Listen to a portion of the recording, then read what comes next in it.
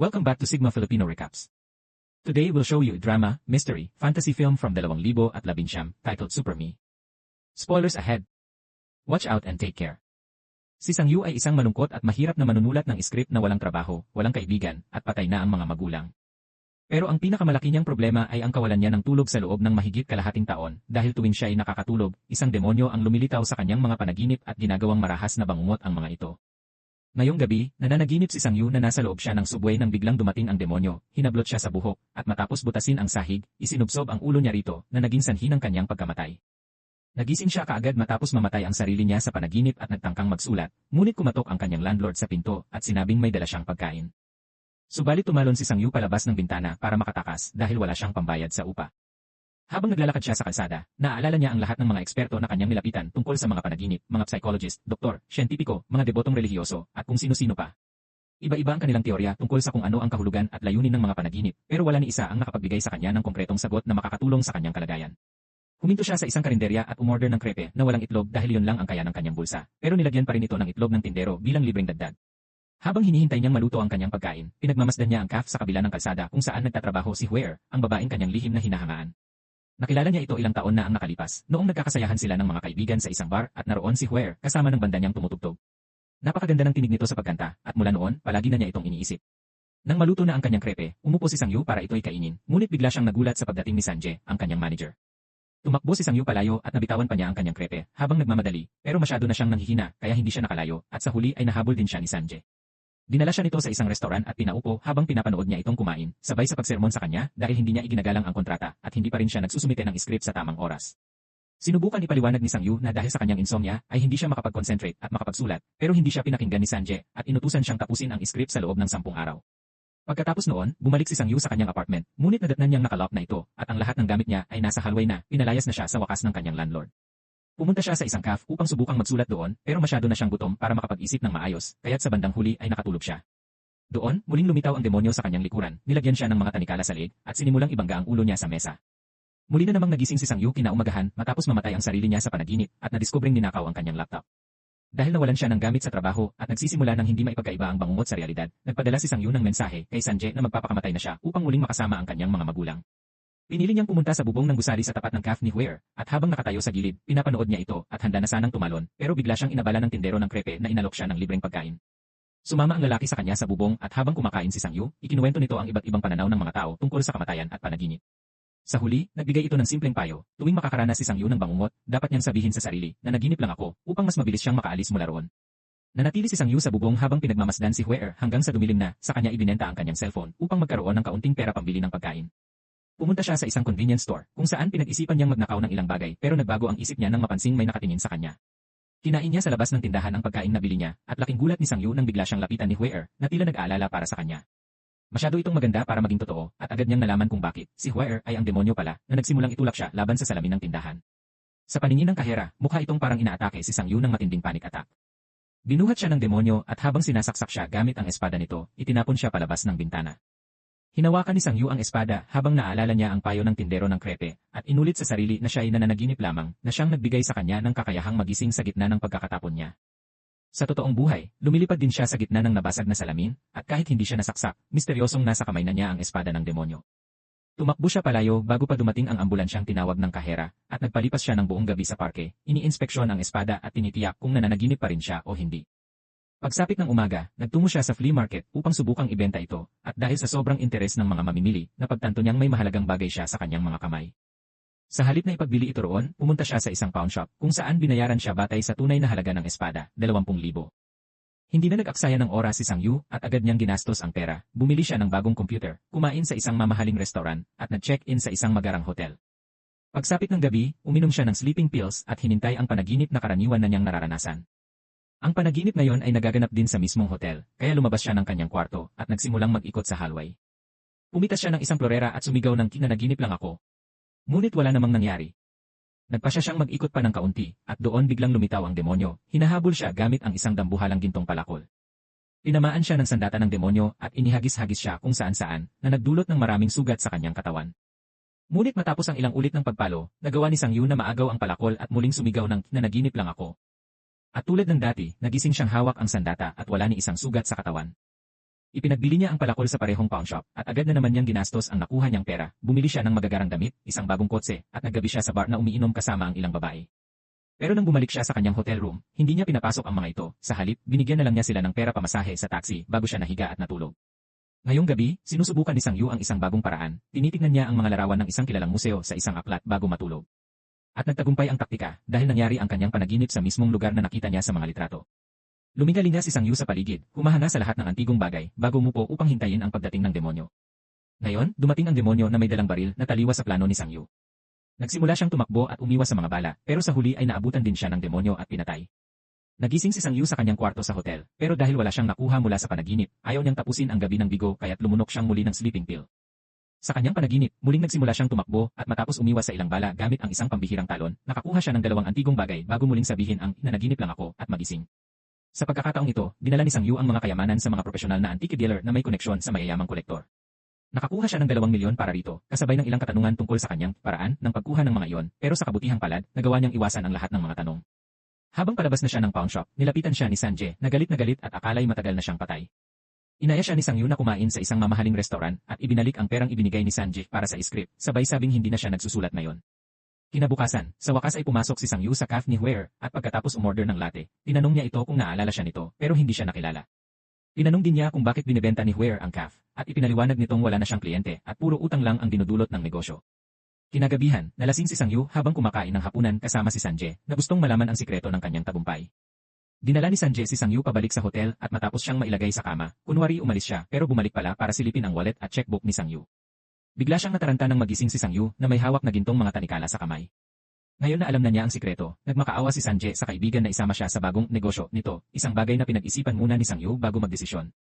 Kinabukasan, binili ni Sang Yu ang cafe ni Huer at sinabi sa kanya na gusto pa rin niyang siya ang magpatakbo nito. Maghahati sila sa kita, ngunit si Sang Yu ang sasagot sa lahat ng posibleng pagkalugi. Bilang pasasalamat, niyaya siya ni Huer sa hapunan kung saan pinag-usapan nila ang bago nilang negosyo. Doon ay ipinahiwatig ni Huer ang kanyang hinala na baka may gusto pa si Sang Yu sa kasunduang ito bukod sa pera. Simula noon, regular nang pumapasok si Sang Yu sa kanyang mga panaginip na pakikipagsapalaran, habang si Sanjay ang nagbabantay sa natutulog niyang katawan.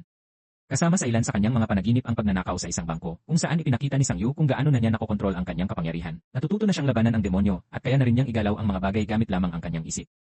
Nagsimula na rin siyang magdala ng mas malalaking bagay mula sa panaginip, tulad ng isang pulang kotse. Makalipas ang ilang panahon, napuno na ng mga kliyente ang cafe ni Huer dahil inutusan ni Sang Yu si Sanjay na bayaran ang mga taong nasa kalye upang pumasok. Nag-iwan din siya ng isang bag ng pera para sa tindero ng krepe bilang pasasalamat sa mga libreng pagkain na naibahagi nito sa kanya noon. Pagkatapos magsara ang tindahan, naglakad-lakad si Sang Yu kasama si Huer na nahulaan lang sa ilang salita na siya pala ay isang manunulat ng script. Nagsimula si Sang Yu na sunduin siya araw-araw pagkatapos ng trabaho at isang gabi, pinayagan niyang siya ang magmaneho ng pulang kotse mula sa kanyang panaginip na sinabi niyang para sa kanya yon. Dahil sa ganitong swerte, inisip ni Huer na si Sang Yu ay isang napakasikat na manunulat ng script. Habang nagmamaneho sa gabi, naalala ni Sang Yu ang araw na nakilala niya si Huer. Pagkatapos ng kanyang palabas, nakita niya itong umiiyak dahil sa alitan sa kanyang ex, at pagkatapos noon, sinundan niya ito sa sinehan ng ilang beses. Nagpasya si Sang Yu na dalhin siya ngayon sa sinehan, na tinanggap naman ni Huer, pero naisip din niya kung kailan kaya nila mapapanood ang isang pelikula na isinulat ni Sang Yu. Para hindi mabuking sa kanyang kasinungalingan, nagsulat si Sang Yu ng isang tunay na script at iniabot ito kay Sanjay para basahin habang siya ay nananaginip. Dahil palaging nasa isip niya si Huer, nanaginip si Sang Yu na kasama niya sa kama ang maraming kopya ng babae. Kaya pinilit niyang magising agad upang makita si Sanjay na umiiyak dahil sa ganda ng script. Nagsimula na ang kanilang plano, ibinenta nila ang script sa isang kumpanya ng pelikula, at ginamit ang sarili nilang pera para kunin ang pinakamalalaking bituin at gawing malaking tagumpay ang pelikula. Nagawa pa nila ang isang espesyal na hapunan bilang paggunita kay Sang Yu, at dinala niya si Huer bilang kanyang kasama.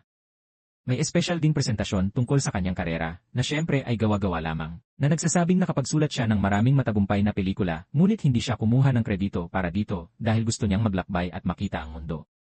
Ilang araw ang lumipas, habang nananaginip, nadiskubre ni Sang Yu ang isang kakaibang bagay, naroon ang katawan ng isang mongheng nagmeditate, at nang subukan niyang kunin ang sinturon nito, naglaho ang kanyang kamay.